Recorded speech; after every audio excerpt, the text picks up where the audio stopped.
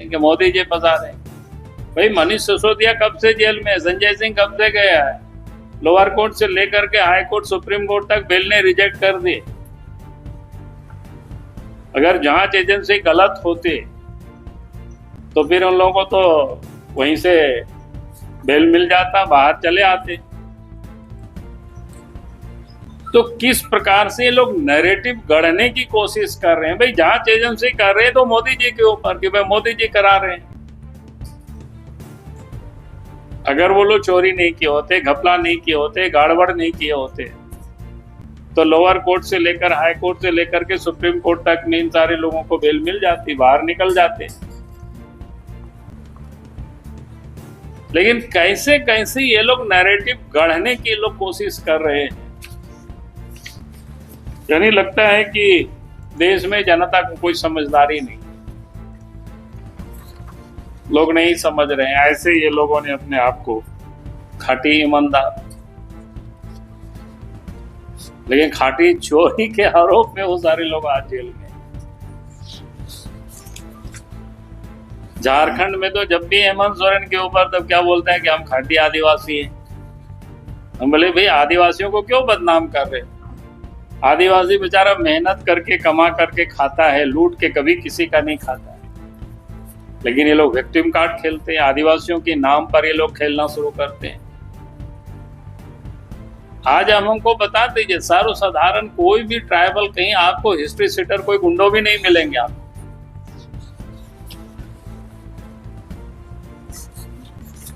तो ये जो लुटेरों के संग मिल करके झारखंड को लूटना और फिर विक्टिम कार्ड खेलना आदिवासी के नाम पर, भाई आप चलेगा नहीं।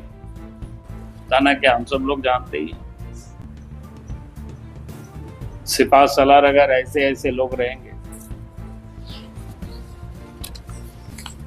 तो फिर क्या हो? से भी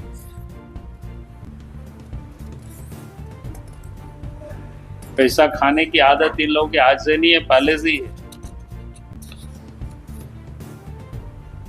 पहले चूंकि इनके हाथों में सत्ता नहीं थी तो हम लोग याद करते हैं ना कि उस समय जब पैसा इन लोगों के घट जाता था तो नाकेबंदी कर लेता था और पैसा वसूलता था।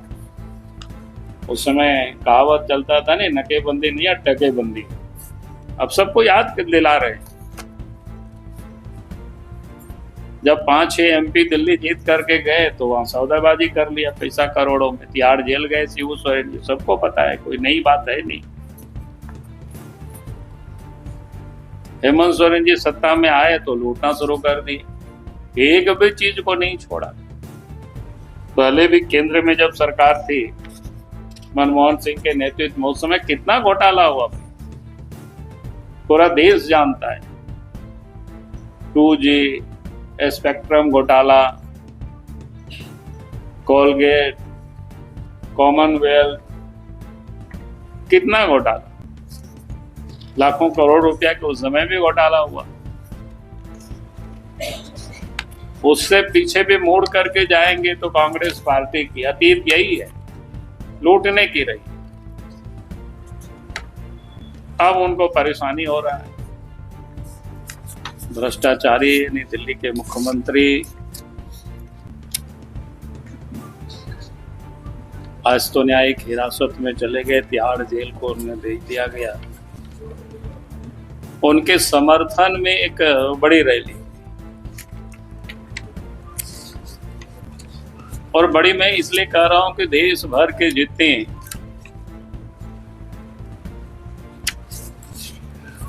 जो भ्रष्टाचार में जो लोग लिप्त हैं या भ्रष्टाचार के जो संरक्षक हैं, वैसे तमाम नेता वहां इकट्ठे हुए थे।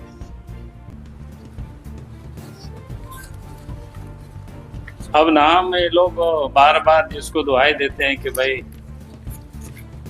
संविधान को बचाना है, लोकतंत्र को बचाना है, और वास्तव में उन लोगों की बात सुन करके लगता है कि लोकतंत्र को वो लोगों ने अपना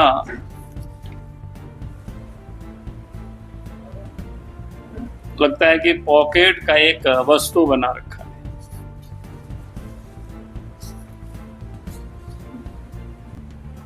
भाई लोकतंत्र में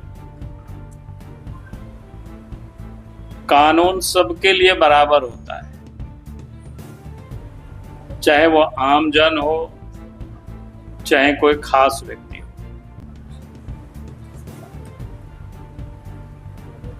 यानी सबों को कानून का पालन करना होता है।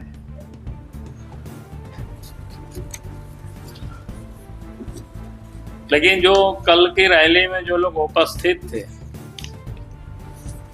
वो लोग क्या चाहते हैं कि खास लोगों के लिए देश में खास कानून बने, यानी उनको आम जनों की तरह कानून उनको ट्रीट नहीं करे।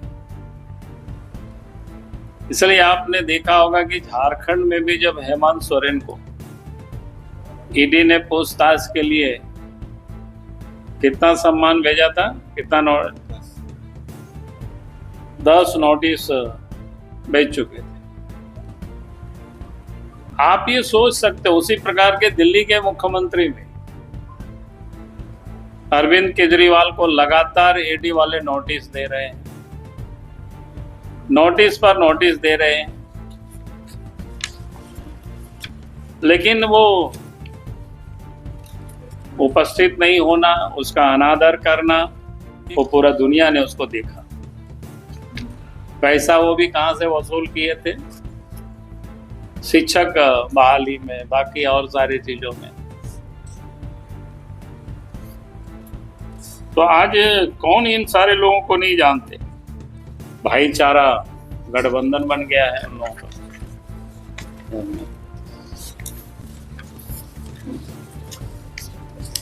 और देश में वो लोग किस प्रकार से परेशान करते हैं,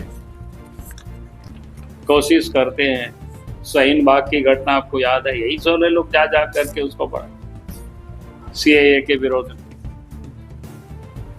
तुष्टीकरण के भी राजनीति के वो लोग किसी भी सीमा तक पहुंचते। देश को इसको कोई चिंता नहीं है, इनकी खाली कुर्सी की चिंता है, कैसे हम सत्ता में फिर से बने रहे। उसके लिए जो तुष्टीकरण करना